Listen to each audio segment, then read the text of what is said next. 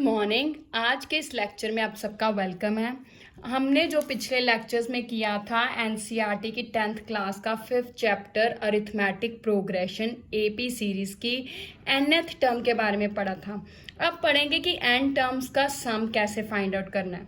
मान लीजिए जैसे मेरे पास है 1 2 3 4 5, ये 5 रकमें हैं, तो इनका टोटल सम कितना होगा, इनको ऐड करके कितना आंसर आएगा। वैसे ये 5 रकमें तो हम वैसे ही ऑरली ऐड कर सकते हैं, पर अगर रकमें 100 200 300 ऐसे हों तब हम इस फॉर्मूले से फाइंड आउट करेंगे, वही इजी रहेगा। तो फॉर्मूला क्या है हमारे पास, सम ऑफ n टर्म्स का फॉर्मूला है एस एन। एस का मतलब सम, तो सम का पहला लेटर एस है इसलिए एस, n टर्म्स का इसलिए एस, n पैर में बराबर n/2 bracket 2a plus n-1 into D. ये अब n क्या है, नंबर ऑफ टर्म्स, वैसे ही जैसे tn में है, ठीक है। a क्या हमारे पास फर्स्ट टर्म होती है और d क्या हमारे पास कॉमन डिफरेंस। ये तो अब हमारे लिए बातें पुरानी हो गई, हमें पता ही है, ठीक है। तो Sn क्या है, सम ऑफ n टर्म्स, ठीक है। इसी का एक और फॉर्मूला भी है, क्या, Sn बराबर n/2 into a plus l, ठीक है। n भी number of terms, a first term, l क्या है यहाँ पे, l है लास्ट टर्म, ठीक है। मान लीजिए जैसे ये है मेरे पास, अब हम इसकी बात करते हैं। 5 रकमें हैं 1 2 3 4 5, ठीक है। अब मान लीजिए मैंने इनका सम पता करना है, तो इसका सम तो वैसे भी मैं ऑरली देखूं तो 2 और 1 3, 3 और 3 6, 6 और 4 10, 10 और 5 15 हो गए, ठीक है। अगर मैं इस फॉर्मूले से करूं तो भी हो सकता है। n कितना है, 5 रकमें हैं, तो 5/2 इंटू 2a कितना है मेरे पास 1 प्लस n 5 था, 5 माइनस 1 इंटू डी कितना है, कितना डिफरेंस है 1 का, तो ये 5/2, ठीक है। 2 1 2 प्लस 5 में से 1 गए 4, ठीक है। 4 और 2 ऐड किए कितना आ गया 6, तो ये 2 3 का 6, तो 5 3 15। तो देखा आपने, सेम आया ना। अब ये भी फॉर्मूला यहाँ पे लग सकता है क्योंकि लास्ट टर्म कितनी है यहाँ पे 5, तो जिस क्वेश्चन में हमें लास्ट टर्म पता हो उस पे उसका सम पता करने के लिए ये भी फॉर्मूला लगा सकते हैं और ये भी, ठीक है। पर कई बार हमें कंडीशंस ऐसी दी होती हैं जिसपे हम कल अकेला यही फॉर्मूला लगा सकते हैं या अकेला ये फॉर्मूला लगा सकते हैं, ठीक है। तो यहाँ पे हमें एक रिजल्ट पता चला है। क्या रिजल्ट है कि जो लगातार रकमें होती हैं, जैसे ये पहली 5 रकमें थी तो उनका सम 15 कैसे है, या 5/2 इंटू 6, उससे अगला नंबर आया। अगर मैं कहूं कि पहली 10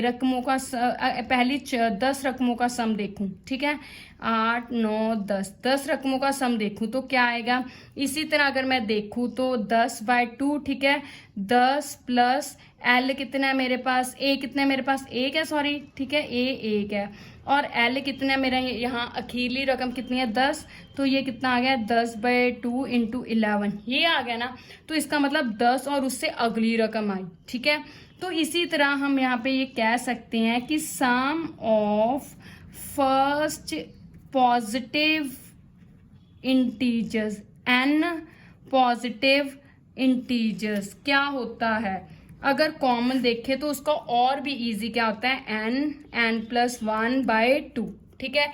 इसी से पता चला अगर n 5 है, 5 रकमें है, तो 5 इंटू 6/2, अगर 10 है तो 10 इंटू 11/2। यहीं पे हमने देखा एग्जाम्पल, तो उसी से ये एक रिजल्ट निकाला है कि अगर पहली लगातार एक नंबर से शुरू करके लगातार हम रकमों का सम पता करें, 50 का, 100 का, 1000 का, तो हमें क्या इस सिंपल फॉर्मूले से भी हम पता कर सकते हैं।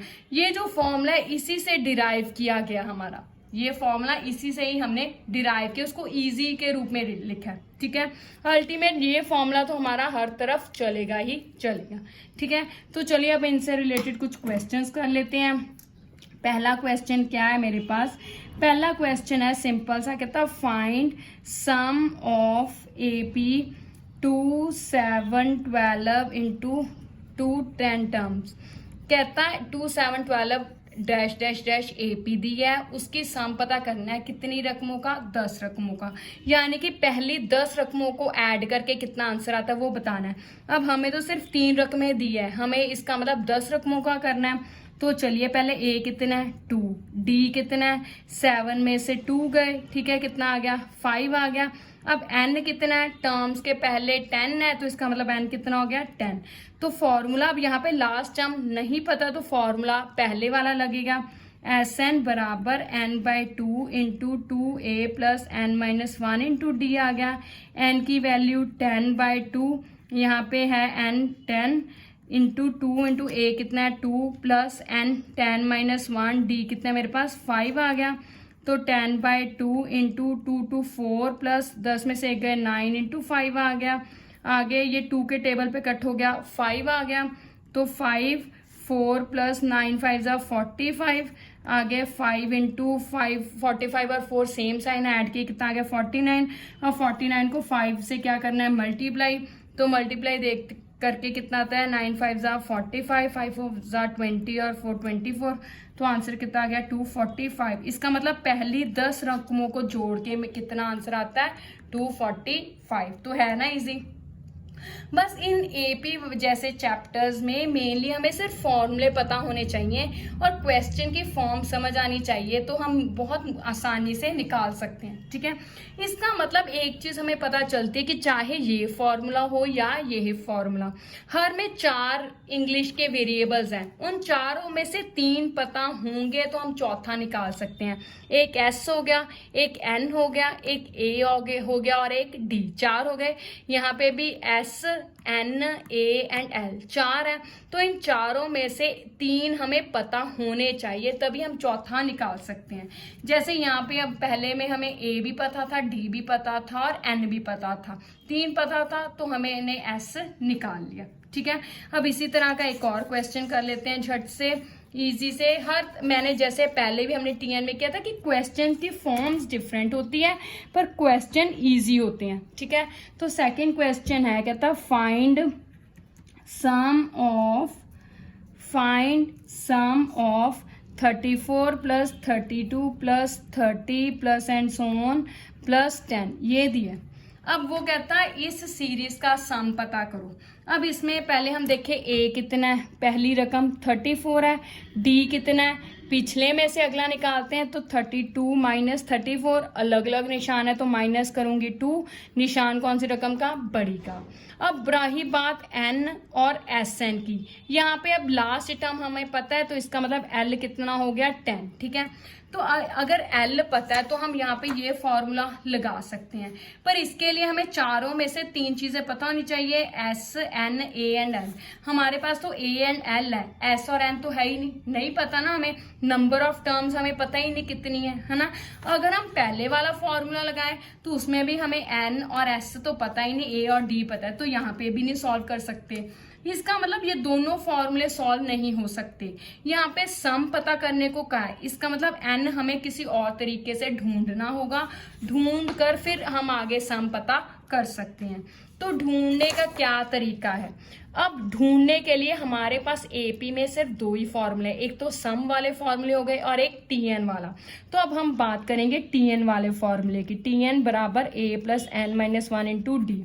ए भी पता है, डी भी पता है। अब लास्ट टर्म 10 है, तो अगर हम ये पता कर लें कि 10 कितने नंबर पे आ रहा है तो इसका मतलब एन पता चल जाएगा कि इसमें कितनी रकमें हैं, जैसे हमने टीएन वाले क्वेश्चंस में किया था। तो चलिए 10 बराबर ए कितना है 34 प्लस n-1 इंटू डी कितना है मेरे पास -2। 34 इधर गया तो इसका निशान बदल दिया, n-1 इंटू -2। अब दोनों के अलग अलग निशान है, माइनस करूंगी -24, ये -2 नीचे गया, n-1 माइनस को माइनस से कट कर दे, 2 के टेबल पे 24 कट के 12, 1 इधर आ गया तो निशान बदल दिया, इसका मतलब n कितना आ गया 13। इसका मतलब इसमें n कितनी है 13 है। तो अब हम l वाला फॉर्मूला लगाएंगे, ये वाला लगा लीजिए, चाहे ये, दोनों से आंसर सेम आएगा क्योंकि अब दोनों के लिए हमारे पास सारी चीजें हैं तो अब कोई भी लगा सकते हैं, ठीक है। तो मैं नीचे वाला लगाने लगी हूँ n/2 इंटू ए प्लस एल। अब n कितना है 13/2, a कितना है मेरे पास 34 प्लस l कितना है 10, तो ये आ गया 13/2। 34 प्लस 10 सेम साइन ऐड किए 44, 2 के टेबल पे कट किया 22। अब 13 को 22 से मल्टीप्लाई करना है तो कितना आया 13 को 22 से 2 3 का 6, 2 1 जा 2, 2 3 का 6, 2 1 जा 2, 6 8 2, तो आंसर कितना आ गया 286। तो इसका मतलब मेरे पास 13 रकमों का जोड़ कितना आता है 286। तो ये आंसर आ गया, है ना इजी। तो एक और क्वेश्चन कर लेते हैं फटाफट से। थर्ड क्वेश्चन है मेरे पास, कहता find A if L is equals to 28, S is equals to 144, N is equals to 9। अब ये सिंपल क्वेश्चन ऐसे ही दिया है, कहता है A फाइंड आउट करना है, L 28 दिया है, मतलब लास्ट टर्म दिया है, तो इसका मतलब L से हम गैस कर सकते हैं कि हमने कौन सा फॉर्मूला लगाना है, L वाला, ठीक है। और S भी दिया है, N भी दिया है, मतलब अब फॉर्मूला देखें तो मेरे पास ये फॉर्मूला होता है। इसमें अब हमें N भी दिया है, A भी दिया है, A पता करना है, L भी दिया और SN भी दिया है, तो इसका मतलब 3 चीजें दी हुई हैं, तो A पता हो सकता है। तो सीधा भरिए, S की वैल्यू 144 बराबर N की वैल्यू 9/2 इंटू A पता करना है, प्लस L कितना है 28। अब ये 2 नीचे है तो ऊपर जाएगा, ठीक है, इंटू 2, 9 ऊपर था तो नीचे गया, ये आ गया। अब 144 को 9 के टेबल पे कट किया तो कितना आंसर आया 16। 16 को 2 से मल्टीप्लाई किया, कितना आंसर आ गया 32 is equals to A plus 28। अब 28 इधर आया, निशान बदल दिया तो A कितना आ गया 4। तो उसने A पता करने को कहा था तो वो आ गया मेरे पास। इस तरह के भी क्वेश्चन आते हैं सिंपल से, है ना इजी।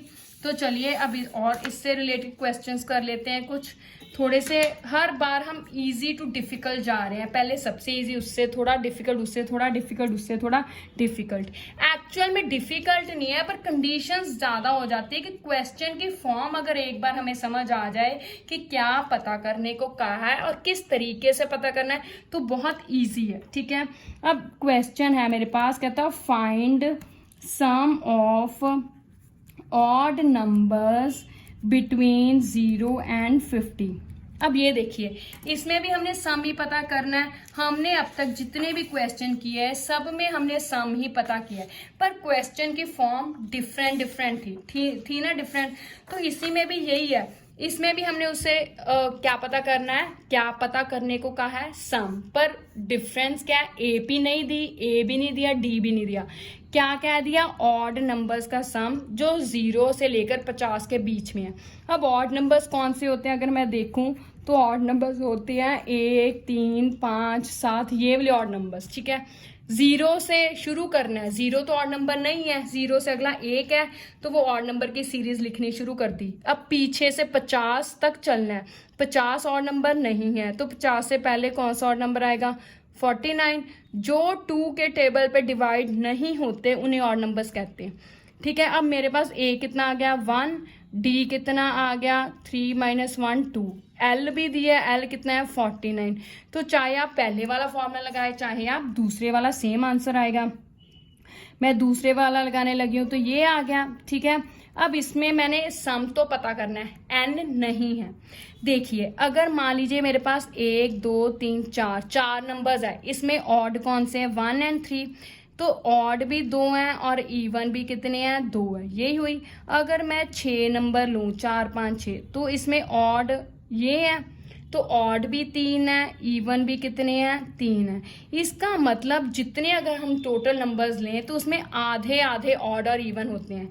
और यहाँ पे 50 नंबर है तो 50 में से ऑड कितने होंगे 25, है ना, और इवन कितने होंगे हमारे पास 25। 25 ही ऑड 25 ही इवन, दोनों को जोड़ के टोटल 50 बनेंगे, ठीक है। आप गिन भी सकते हैं 1 3 5 7 9 11 13 15 17, ऐसे गिन के भी देखेंगे तो भी 25 ही आएगा, ठीक है। तो एन भरने लगी हूँ 25/2। ए कितना है 1 प्लस एल कितना है मेरे पास 49, तो 25 तो 2 के टेबल पे कट नहीं होता वैसे का वैसे, इन दोनों के सेम साइन है तो ऐड किए 50। अब 52 के टेबल पे कट किया, 2 1 2 और 25 को 25 से मल्टीप्लाई किया तो आंसर कितना आ गया 625। तो पहले 25 ऑड नंबर्स का सम कितना है 625। अब आप कहोगे कि हमने यहाँ पे पहले 25 ऑड नंबर्स किए हैं तो यहाँ पे हमने ये वाला फॉर्मूला क्यों नहीं लगाया n+1। ये लगातार नंबर के हैं, लगातार 1 2 3 4 5 6, कोई बीच में छूटा हुआ नहीं होना चाहिए। इसमें तो ऑड नंबर्स का है ना, बीच वाले तो नंबर छूटे हुए ना, इसीलिए, ठीक है। चलिए एक लास्ट क्वेश्चन और कर लेते हैं इससे रिलेटेड, फिर आपने अपने 5th चैप्टर की 5.3 एक्सरसाइज है ये, उसमें से इससे रिलेटेड क्वेश्चंस की प्रैक्टिस करनी है। अगर कोई क्वेश्चन नहीं हुआ सॉल्व तो मुझे कमेंट में बताना है, ठीक है। तो एक क्वेश्चन है फाइंड सम ऑफ, वो भी इसी तरह का है पर फॉर्म उसकी डिफरेंट है। 40 पॉजिटिव इंटीजर्स डिविजिबल बाय 6। कहता हमने सम पता करना है पहले 40 पॉजिटिव इंटीजर्स का जो किससे डिविजिबल है, 6 से। अब पहले हम सीरीज बनाएंगे इसी तरह। 6 से पहला नंबर कौन सा डिविजिबल है, 6 खुद, फिर 6 के टेबल पे दूसरा नंबर 12, ये हो गया। ए तो हमारे पास आ गया 6, डी आ गया 12 में से 6 गए तो कितना आ गया 6, ए और डी आ गया। अब एन एस एन की बारी है, ठीक है। तो एन कितने हैं, 40 है, इसका मतलब एन तो हमें दिया ही हुआ है 40।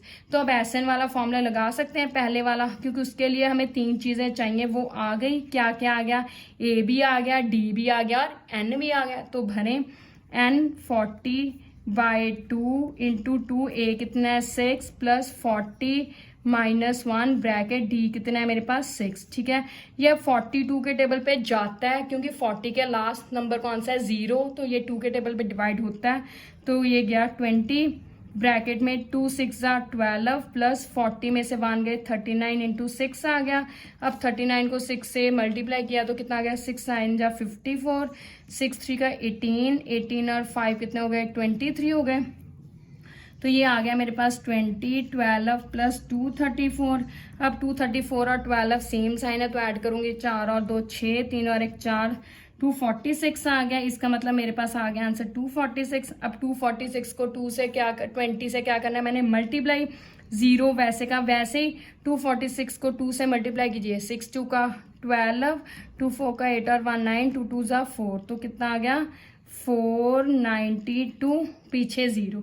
तो इसका मतलब पहले 40 पॉजिटिव इंटीजर्स जो 6 के टेबल पे डिवाइड होते हैं उनका सम कितना आता है 4920। तो ये आंसर आ गया, ठीक है।